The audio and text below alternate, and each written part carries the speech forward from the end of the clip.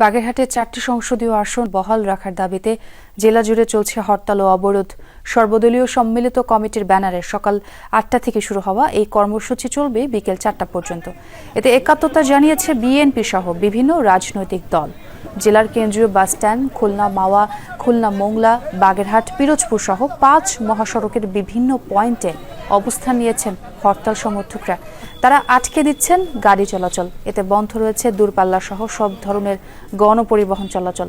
আর ভোগান্তিতে পড়েছেন যাত্রীরা। হরতালের আরো খবরাখবর জানবো আমার সহকর্মীর কাছ থেকে। বাগেরহাট থেকে যোগ দিচ্ছেন ইয়ামিন আলী। ইয়ামিন, হরতালের প্রভাব কতটা পড়েছে জনজীবনে এবং আন্দোলনকারীরা কি বলছেন একটু জানাবেন সেখানকার খবরাখবর আমাদের।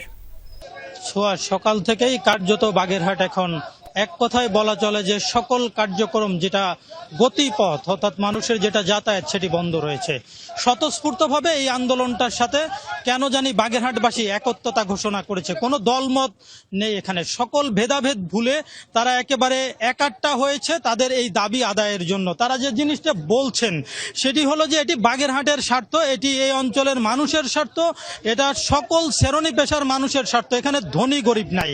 তারা যেটি বলছেন যে এখানে আসন ছিল 1970 সাল থেকে, আর এই জেলাটি বাগেরহাট জেলার বাংলাদেশের ভিতরে 6ষ্ঠতম জেলা। এখানে 9টি উপজেলা, 3টি প্রথম শ্রেণীর পৌরসভা, এখানে মংলা বন্দর রয়েছে, ইপিজেড অর্থনৈতিক অঞ্চল, তাপবিদ্যুৎ কেন্দ্র, দেশের দ্বিতীয় রপ্তানি খাত, চিংড়ি শিল্প রয়েছে। তারা যেটি বলতে চাচ্ছে সেটি হলো যে তাদের এই ন্যায্য দাবি আদায়ের জন্য তারা রাজপথে নেমেছে। তাদের সাথে যোগ দিয়েছে এ জেলার সকল মানুষ। তারা বলছে যে এটি গণদাবিতে রূপান্তরিত হয়েছে এবং এই গণদাবি ন্যায্য দাবি।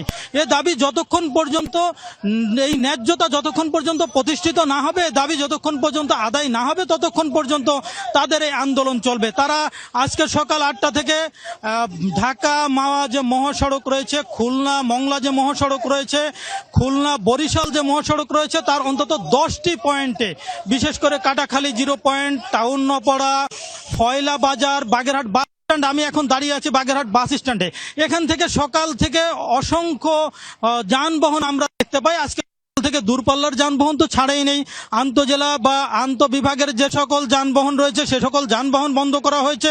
আর এই অঞ্চলের মানুষ, বাগেরহাটের মানুষ স্বতঃস্ফূর্তভাবে তারা রাজপথে নেমেছে।